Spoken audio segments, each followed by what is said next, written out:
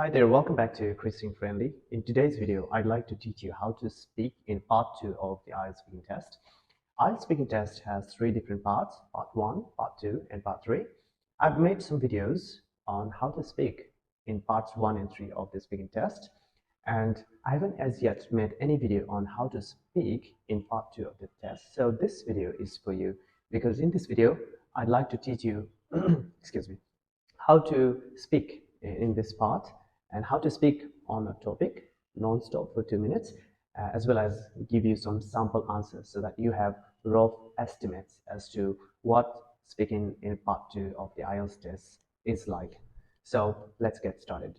In part 2 of the speaking test, you'll be given one topic, which is followed by 4 different bullet points, and you'll be given 1 minute to prepare your talk, and you'll be given some paper and pencil to help you make notes if you wish. And after 1 minute, you'll be given 2 minutes to speak, and you'll have to speak for up to 2 minutes on that topic. So speaking in any language on a topic non-stop for 2 minutes is not an easy job because it needs a lot of training, a lot of practice. But if you've done a great deal of training, practice in advance, you can do it with a lot of confidence. So in this part, what I'd like to suggest is that during 1 minute preparation time, don't write complete sentences as answers to the bullet points. Some students do that. They try to write complete sentence as answers to each bullet point. As a result, they don't get much time to prepare. Instead, write just the keywords to trigger your speaking. Don't write complete sentences. And once you've prepared, just start speaking by introducing the text in different words. Do not repeat exactly the same words as in the text because IELTS is a test of your vocabulary too. Do not repeat exactly the same word or words. Then you should, what if you do not have a true experience of the topic? For example, if a topic comes up that describe a favorite restaurant you frequently visit. What if you've never visited any restaurant? What if there is no any your favorite restaurant? You end up not talking? No. Make up your answer. Give a fake answer. Give a made up answer.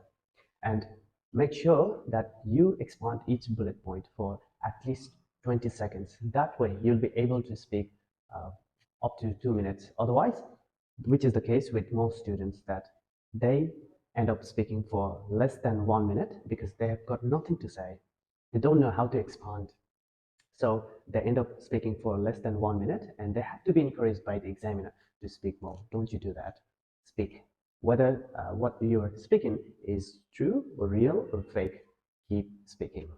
So as for whether you should cover all the bullet points or not, or whether you should say these bullet points, expand these bullet points in order or not, the good news is no. You do not need to cover all the 4 bullet points, and you do not need to cover them all, and you do not need to say these bullet points in the same order as they appear either. So good news.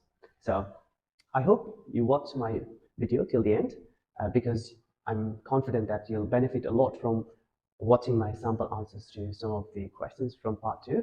And if you like my videos, please don't forget to like them, don't forget to comment on them, and most importantly, don't forget to subscribe to my channel, which is Chris Friendly, so that you get update, okay, about the new videos that I put. So good luck. I'm crazy about coffee. I think coffee is the best beverage you can ever think of drinking. So the other week, I did have plenty of free time to spare. So I wanted to make the best use of my spare time. So I decided to enroll in one of the coffee making classes at a nearby coffee shop. I chose to join this coffee making class at a nearby coffee shop because the coffee shop offered classes on making a wide variety of different forms of coffee, such as espresso, which is my favorite type of coffee, among other varieties of coffee. And I think coffee making is an important skill to master because I didn't just want to depend on shops every time I wanted to enjoy a cup of coffee, because I wanted to learn to make coffee for myself. Initially, I thought it would be very hard for me to learn the ropes because I was quite unfamiliar with the machinery, the coffee making process, because I was quite uh, unfamiliar with the coffee machine, which I hadn't seen before. I thought coffee making process through machine was quite complicated, but uh, as I joined the class, I found it quite easy. My coffee making training came to an end after 1 week, and I was awfully glad that I could easily master this skill. And finally, I was able to make the best quality and the best taste coffee I could ever imagine. Wow, it was a feather in my cap. Well, today I'd like to talk about Mount Everest, which is the highest mountain peak that lies in my country. In fact, in the northern part of my country. I recommend this mountain peak as the best place to visit uh, in the world. That's because it has many things to offer. It offers awe-inspiring views of the mountain.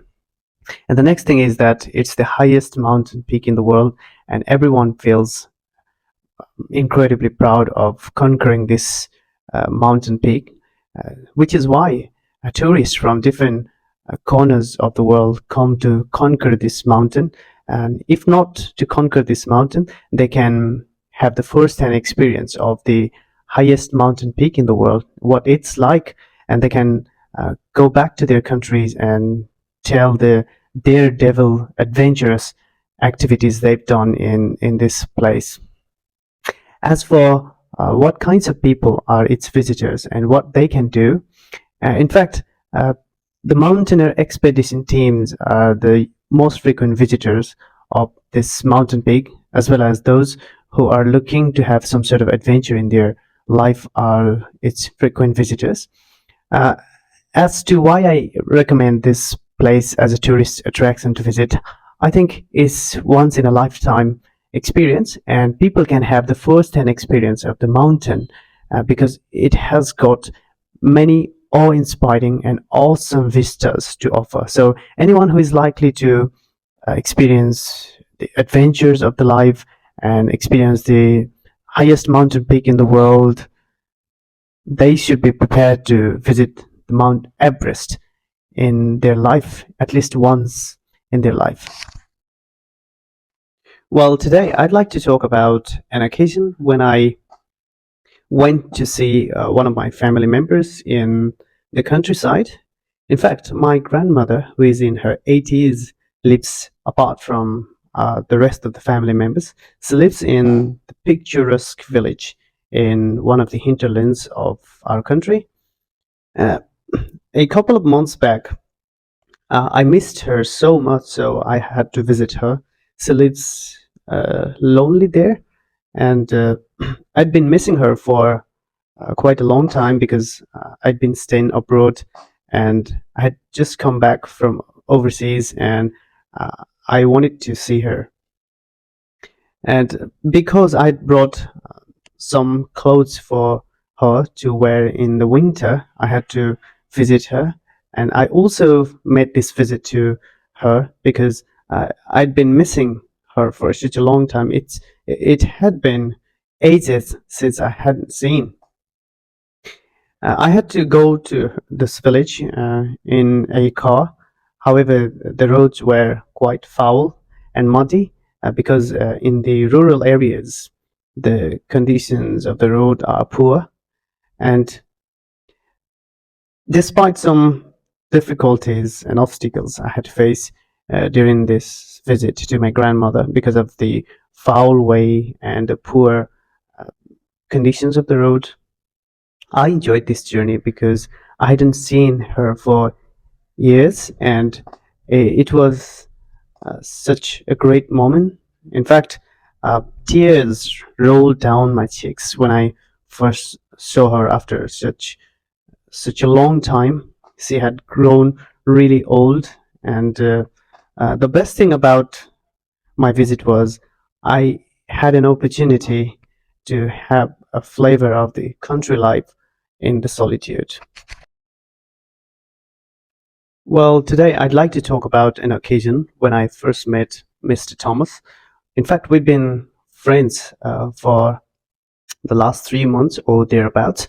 We met uh, when we had to wait for our flight at an airport in my country. In fact, I was waiting for my flight at the airport of my country, and I met Mr. Thomas. In fact, we had to face quite a long wait, which was more than 2 hours before we could board on the plane. Um, uh, I first met this person when I first saw Mr. Thomas. I thought of him as quite a reserved person, and I thought he was economical with his words because he didn't seem to speak much. But the moment we started having a conversation, he spoke so well. He was such a pleasant guy.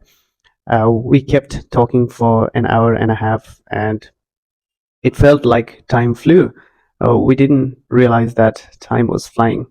He was such an amicable personality, and I came to learn that we had quite a few things in common, such as he was fond of coffee, I was fond of coffee too, and he had similar interests to me, such as reading, watching movies, music. So, in a nutshell, Mr. Thomas was such an amicable personality, and we made friends to each other because we shared many interests. Well, today I'd like to talk about an important initiative taken by the government of my country, which is that you are not allowed to smoke in public places, such as shopping malls, streets, bus stops. I think this is an important initiative taken by the government of my country. That's because it helps to create a healthy society. Because recently it's been found that the number of people who have complained about heart attack, stroke, and different respiratory diseases such as asthma is increasing. And as a result, the government has decided to ban the use of cigarettes or any tobacco related products uh, in public places. As for who it is designed to protect, well, it helps to save both the active smokers and the passive smokers from different diseases.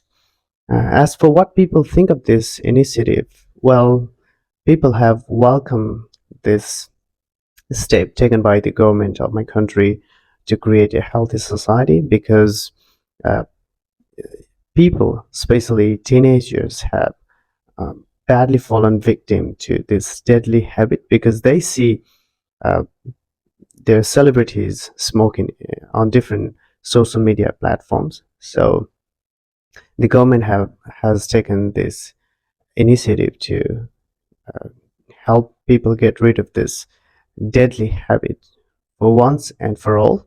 So I think this is an important step. This is a step worth it.